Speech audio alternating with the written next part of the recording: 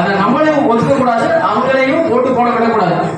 அடுத்து எலெக்ஷன் முடிஞ்சு போகும்போது அந்த எலெக்ஷன் பாக்ஸ் இருக்குல்ல, அது கரெக்டா சீல் பண்ணி கொண்டு போறாங்களா, அந்த பெட்டி ப்ராப்பரா இருக்கான்னு பார்க்கணும். அந்த பெட்டியில ஓட்டை இருந்துச்சுன்னா என்ன ஆகும்னா, இது ஒரு ஸ்கூல்லயோ காலேஜ்லயோ போய் அந்த பாக்ஸை வைப்பாங்க. மழையில பெஞ்சு அப்படின்னா நம்ம ஓட்டு போயிடும். அந்த பெட்டி எல்லாமே ப்ராப்பரா இருக்கா, நல்லா சீல் பண்ணிருக்காங்களான்னு பார்க்கணும். அது வண்டியில ஏற்ற வரைக்கும் நம்ம கூட இருந்து பார்க்கணும்.